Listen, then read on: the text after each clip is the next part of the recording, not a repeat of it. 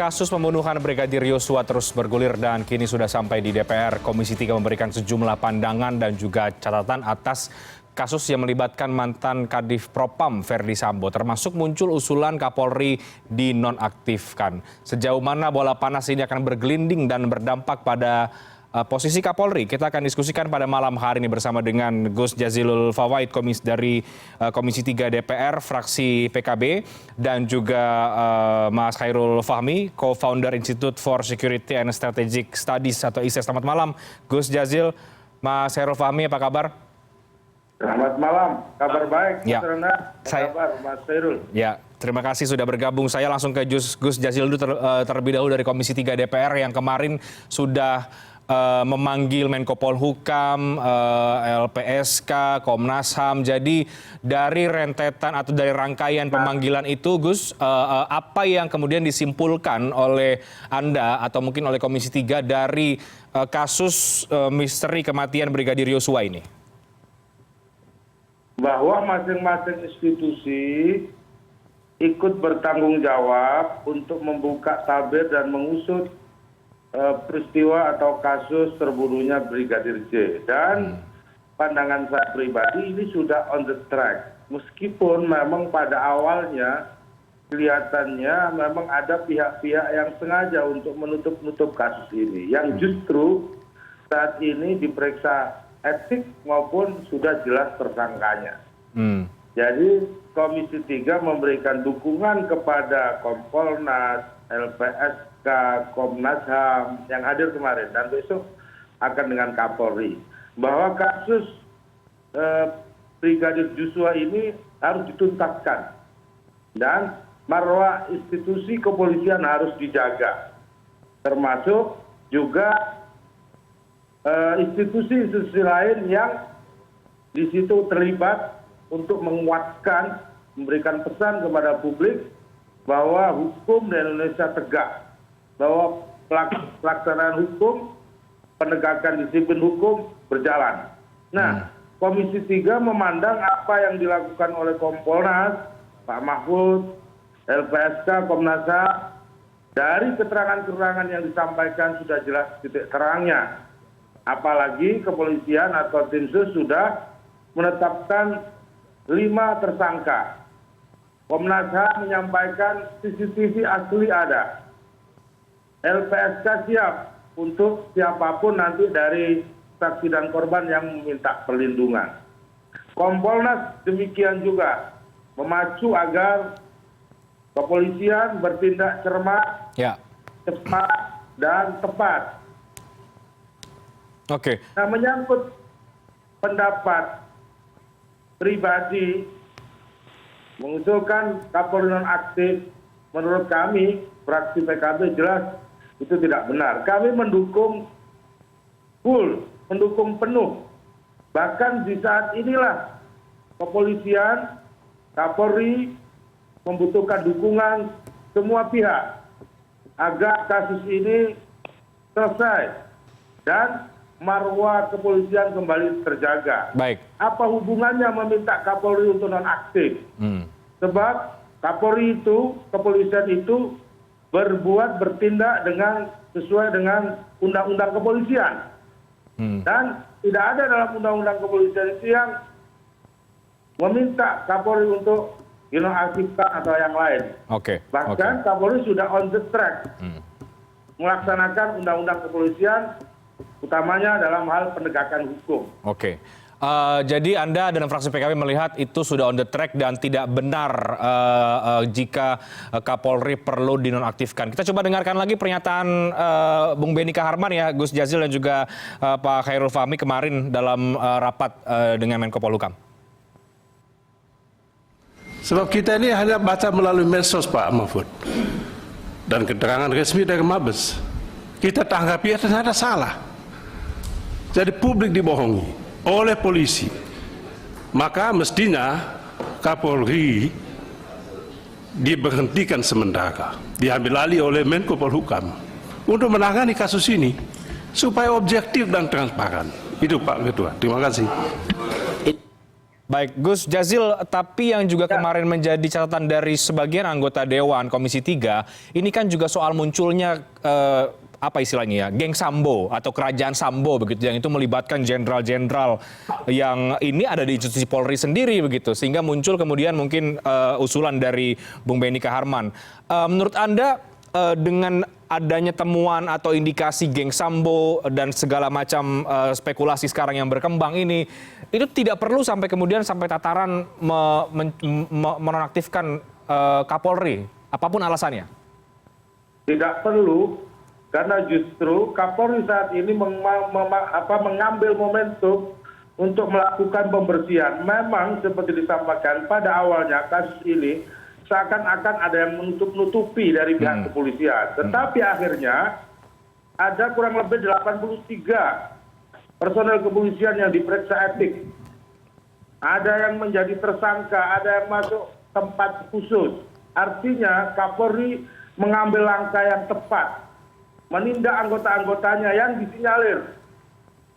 disinyalir dituduh tadi membuat obstruction of justice atau berita bohong atau memalsukan bukti-bukti atau merusak bukti-bukti yang ada. Nah, ini Kapolri sudah bertindak tegas.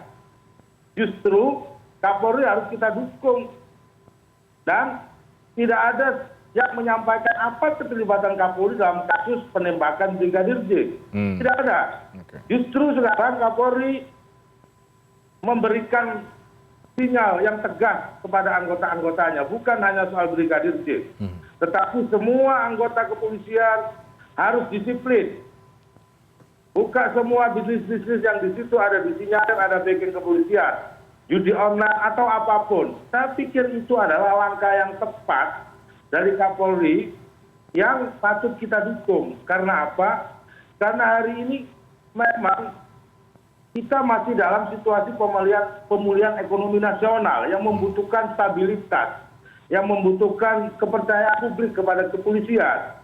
Jangan kemudian mendorong opini kepolisian seakan-akan tidak becus karena hanya soal kasus ini. Padahal ini sudah dibuka. Padahal langkah-langkah Kapolri tegas dan jelas. Jadi biarlah proses Freddy Sambo itu dibuka seterang-terangnya, dan saya yakin Pak Kapolri akan membuka itu seterang-terangnya, tidak akan ada yang ditutupi, termasuk juga ini berapa orang yang sudah dipecat oleh Pak Kapolri, yang sudah dimutasi, dilakukan reformasi. Ini artinya ada langkah-langkah, kecuali Pak Kapolri mendiamkan. Baik. Nah, ini Pak Kapolri justru membuat langkah-langkah yang menurut saya sangat bagus untuk perbaikan kepolisian ke depan. Yang lewat kasus seperti ini. Baik Gus. Saya ke Pak Khairul Fahmi. Anda sepakat dengan Gus Jazil tadi, Pak Khairul Fahmi, ini sudah tepat Kapolri langkah-langkahnya, meskipun juga ada yang melihat bahwa ini lambat atau juga mungkin masih on the track seperti yang disampaikan. Tapi ketika ini kasusnya tidak lagi semata-mata kematian Brigadir Yosua, tapi sudah merembet kemana-mana, ini juga kemudian melibatkan sejumlah perwira. Bagaimana agar ini bisa benar-benar tuntas penyelesaiannya, Pak Khairul Fahmi? Iya. Pertama ya, kasus kematian Brigadir ini memang harus diakui, kita berpikir bagaikan bola salju yang terus memutar dengan daya rusak yang biasa. Ya. Potensi kerusakan imbasan dari kasus ini saya kira sangat besar, ya. Apalagi jika tidak dikendalikan. Nah, saya kira kayak pengendalian dampak ya ini penting ya, baik bagi kelembagaan Polri maupun bagi kepentingan yang lebih luas, bagi negara, pengelolaan publik ya. Ini penting pengendalian dampak ini, sehingga dalam konteks ini saya bisa memahami dan sepakat dengan apa yang disampaikan oleh Gus Jazil tadi, bahwa kita perlu memberikan kesempatan gitu ya bagi Kapolri untuk menjadikan kasus ini sebagai momentum ya, titik awal dari perubahan yang dibutuhkan untuk menghasilkan Polri yang lebih lebih baik, lebih berintegritas, lebih profesional gitu ya. Ini itu yang kita lihat Kapolri juga perlu diberi kesempatan gitu ya. Dan tentu saja tidak cukup hanya saya kira dengan tapi ini perlu juga goodwill dan political will dari pemerintah presiden untuk memberikan katakanlah perintah yang jelas, memberikan arahan-arahan atau agenda-agenda apa saja perlu dilakukan Kapolri secara jelas, baik agenda taktis maupun agenda strategis yang perlu dilakukan Kapolri, juga dengan tenggat waktu yang jelas, bisa terukur. Jadi kalau kita misalnya mau bilang Kapolri perlu dinonaktifkan atau perlu dicopot, diganti begitu ya. Ini ada ukurannya begitu. Jadi saya kira presiden juga perlu menunjukkan political will dengan memberikan perintah, arahan dan menetapkan agenda-agenda yang jelas bagi upaya langkah-langkah yang harus dilakukan Kapolri. Okay. Nah, saya kira apa yang dilakukan Kapolri hari ini sudah cukup baik dan on the track begitu ya. Paling tidak dua hal yang dilakukan. Yang pertama mengungkap masalah kematian Brigadir J ini, kita yang meliputi dalang, pelaku utama, pelaku turut serta, begitu kemudian pengungkapan adanya perbuatan melawan hukum dalam penanganan kematian Brigadir J atau obstruction of justice, kemudian yang bisa saja nanti meliputi pemberi perintah, siapa pelaksana, penyedia dukungannya, gitu ya. Nah dari pengungkapan kedua hal ini kan kemudian akan diperoleh data siapa saja pelaku dengan ancaman pidana, kemudian siapa saja pihak yang diduga melakukan pelanggaran disiplin atau pelanggaran etika profesi begitu, sehingga bisa dilakukan pemetaan yang jelas untuk bisa dilakukan langkah-langkah pengendalian dampak atau pengendalian hal yang bisa berakibat hal yang terjadi akibat kerusakan imbasan dari kasus kematian Brigadir J ini. Nah, oke. Baik, Pak Hairul Fahmi, ukurannya apa menurut Anda kalau kemudian mengusulkan penonaktifan ini, dan kalaupun Anda melihat ini masih baik, ini sejauh ini on the track-nya menurut Anda itu apakah memang perlu diapresiasi atau seperti apa? Ya, saya kira kalau diapresiasi juga lebay juga ya. Saya kira ini kita beri kesempatan saja lah Polri untuk bekerja begitu ya. Kapolri sudah menegakkannya untuk melakukan pengungkapan. Makanya tadi saya katakan ada dua hal yang bisa dilakukan yang bisa menjadi kalau di awal ya, bagaimana pengungkapan kasus kematiannya itu sendiri, kemudian bagaimana pengungkapan kasus obstruction of justice-nya. Ini kan dari sini kan kemudian bisa dilihat dampak imbasannya ini seberapa besar gitu, sehingga kemudian apa saja yang harus dilakukan Polri ini bisa kelihatan gitu. Ya karena kalau kita hanya tanggapan berdasarkan asumsi-asumsi yang disampaikan Pak Benny Kaharman misalnya, saya kira itu juga nggak pas. Walaupun ada keraguan ya terhadap mampukah Kapolri menjalankan agenda-agenda itu, ya tapi kita tetap harus beri kesempatan.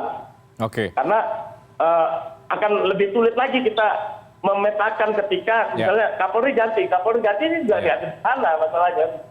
Oke. Atau ketika Menko Polhukam yang diminta untuk menggantikan sementara ini juga nggak sederhana itu. Jadi ini biarkanlah, saya kira Kapolri bekerja. Oke, baik, Gus Jazil, kata kuncinya tadi di kesempatan dari disampaikan oleh Pak Hairul Fahmi. Dan tapi di satu sisi juga ada keraguan begitu ya. Nah, sejauh mana kesempatan itu kemudian diberikan dan diberikan sebagai upaya pembuktian bahwa ini momen yang bisa digunakan oleh Kapolri melakukan pembersihan di institusi Polri sendiri?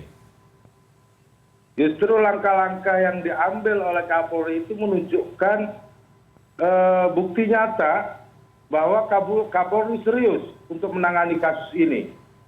Dengan 5 orang tersangka, 83 yang terlibat, dan 15 yang ditempatkan di tempat khusus. Menurut saya kurang tegas apa lagi. Nah, justru saatnya hari ini Kapolri mendapatkan dukungan dan mempercepat. Apalagi kasus ini atensi Presiden juga. Dalam Undang-Undang Kepolisian, Kapolri bertanggung jawab kepada Presiden. Nah, Presiden sudah memerintahkan. Nah, oleh sebab itu, jangan sampai kasus ini kemudian membuat institusi kepolisian lebih terpuruk.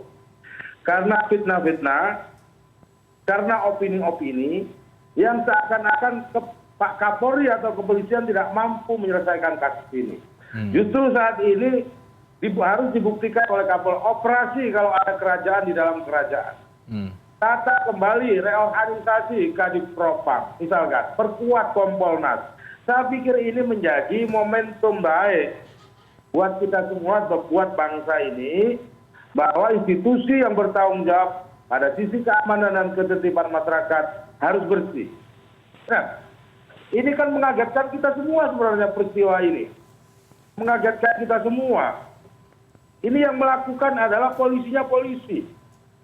Dan ada pengamat menyampaikan, dan baru kali ini dalam sejarah Indonesia, seorang atasan polisi menembak anak buahnya.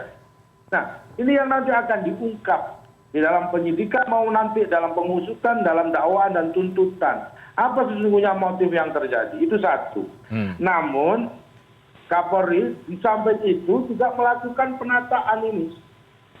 Melakukan pemecatan, melakukan mutasi, melakukan pembenahan, dan justru yang paling penting menurut saya, benahi, perbaiki institusi, misalkan Kadif Propam. Mana tupoksi yang harus dikurangi, mana yang harus ditambah. Di mana juga Kompolnas. Kompolnas juga menyampaikan kepada saya, Kompolnas tidak bisa memanggil anggota kepolisian. Mungkin di kewenangannya bisa ditambah jika yang melakukan tindak kejahatan itu kepolisian, pihak kepolisian, mungkin Kompolnas bisa. Supaya apa? Supaya tidak seperti yang diopinikan seakan-akan kalau ini dilakukan oleh polisi juga ada semacam struktural, ada semacam keengganan secara struktur. Ewo pakewo untuk menyidik temannya yang polisi, apalagi menyidik jenderalnya. Nah, justru disinilah menurut saya Pak Kapolri, kita semua harus mencari terobosan untuk penguatan kepolisian ke depan. Supaya peristiwa ini tidak terjadi, dan terjadi juga reorganisasi dan bersih-bersih di tubuh kepolisian. Sehingga mantaplah kepolisian di mata masyarakat memiliki kepercayaan yang tinggi, dan polisi kita, polisi yang mampu mendorong pertumbuhan ekonomi, menjaga stabilitas, ketertiban masyarakat. Itu yang diharapkan masyarakat hari ini. Jangan sampai kasus ini kemudian menjadi pintu justru merusak citra kepolisian. Nah, opini yang tidak benar dengan hoax. Saya sempat termakan berita hoax. Seakan-akan di rumah Pak Ferdi Sambo itu ada uang 900 miliar katanya. Nah, ini menurut saya berita-berita liar, terus judi online, skema judi online, itu semuanya berita-berita yang kemudian membuat Pak Kapolri atau pihak kepolisian menjadi terpojok. Nah, menurut saya justru apa yang disampaikan oleh Pak Kapolri, lakukan saja tindakan kepada aparatnya yang tidak disiplin. Berikan penghargaan kepada polisi yang mampu membongkar kasus-kasus yang di mana pihak kepolisian terlibat. Nah, saya pikir itu yang semestinya hari ini diambil momentumnya oleh kepolisian dan kita semua.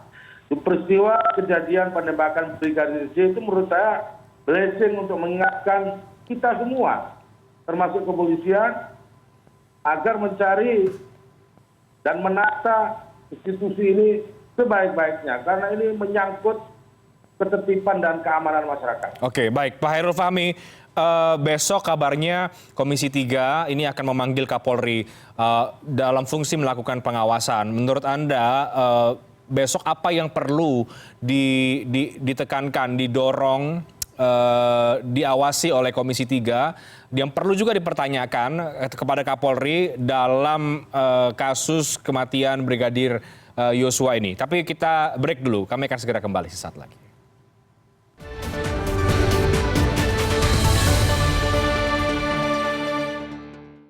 Ya, besok akan ada pemanggilan Kapolri oleh Komisi 3. ini mungkin juga menjawab Gus Jazil ya ke kritik bahwa Komisi 3 diam saja dalam kasus kematian Brigadir Yosua ini, tapi nanti boleh direspon nanti. Saya ke Pak Khairul Fahmi dulu. Apa yang perlu digali menurut Anda oleh Komisi 3 DPR ketika memanggil Kapolri besok? Karena salah satu isunya kabarnya adalah ini juga soal Kerajaan Sambo, konsorsium 303. Apakah itu memang urgent sekali untuk kemudian digali oleh DPR?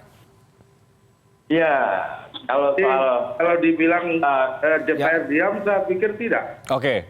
Saya sejak tanggal 8 Juli saya sudah bicara kepada media untuk segera mengungkap kasus ini. Bahwa memang ada keterangan kepolisian ketika itu Polres Jakarta Selatan yang tidak sesuai dengan faktanya yang sekarang. Itu memang terjadi. Justru itulah yang kemudian dilakukan langkah-langkah oleh kepolisian. Dari situlah kemudian Pak Kapolri mengungkap semuanya.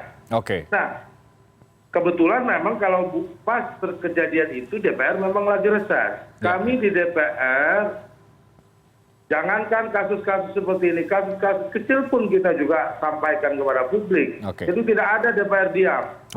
Justru ketika itu DPR sedang reses, Komisi 3 sedang reses, sedang kerja. Nah, saya ulangi bahwa Pak Kapolri besok akan diundang rapat kerja bersama DPR. Saya yakin banyak hal yang akan disampaikan dan ditanyakan oleh anggota DPR. Tentu tidak spesifikasi kasus, tetapi memang kasus ini adalah kasus yang aktual. Jadi biasanya kalau rapat, memang selalu mempertanyakan hal-hal yang aktual yang menjadi perhatian publik. Nah, kasus Brigadir J ini bukan hanya aktual, tetapi menyentuh marwah kepolisian. Habis itu diiringi dengan motif yang sampai hari ini belum jelas. Apa itu motifnya? Yang kata Pak Mahfud, tidak bagus untuk diungkap depan anak-anak lah kira-kira. Nah, untuk orang dewasa gitu ya. Habis itu muncul lagi fitnah soal konsorsium.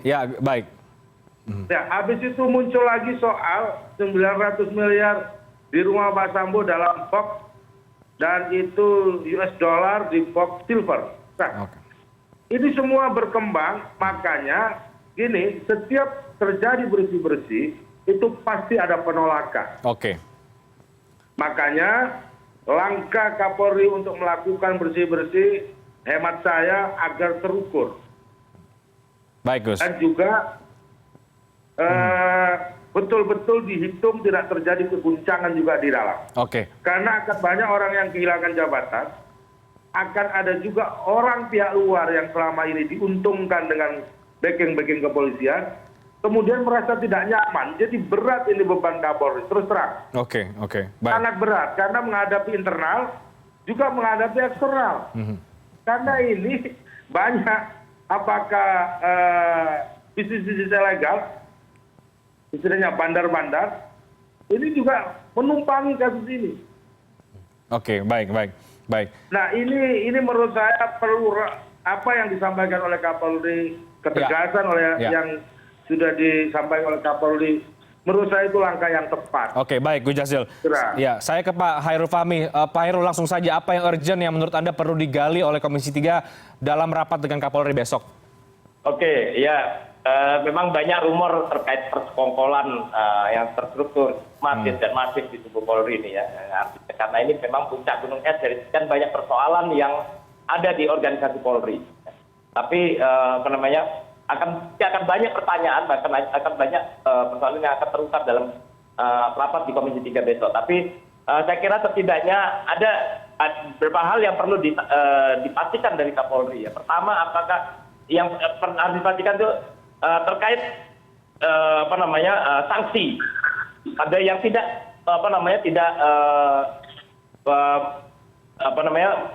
pasal pidana lah gitu ya.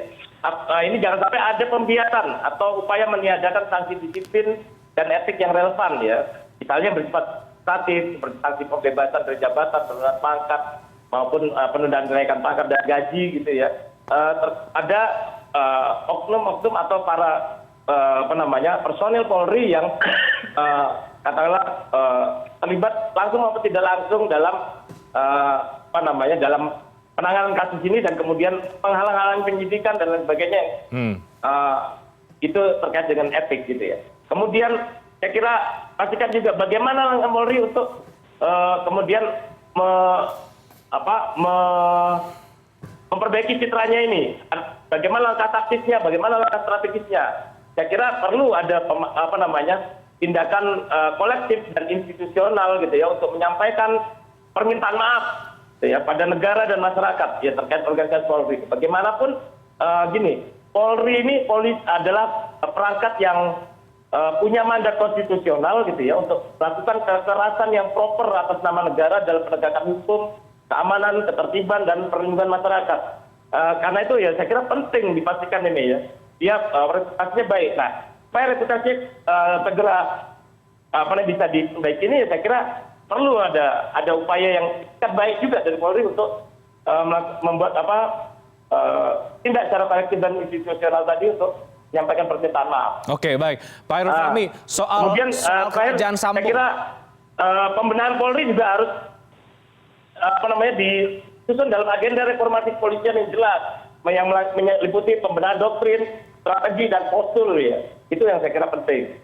Oke, baik. Pak Hairul Fahmi, soal kerajaan Sambo ini menurut Anda seberapa penting itu harus dibahas, harus digali oleh DPR besok? Ya, penggaliannya tentu saja saya kira kalau sekedar memenuhi keingintahuan boleh lah, tapi jangan sampai menentu kemudian juga mendahului proses penyidikan yang sedang berjalan begitu ya. Karena bagaimana sidang di DPR kan bukan pro justisia, jadi saya kira untuk memuaskan keingintahuan Gus Jazil dan kawan-kawan saja saya kira oke lah begitu. Baik, Gus Jazil, ini masih belum jelas ya apakah besok terbuka atau tertutup. Anda mendukung yang mana besok ini? Apakah sebaiknya terbuka saja, publik boleh melihat, atau dilakukan secara tertutup? Saya lebih baik ini dilakukan terbuka.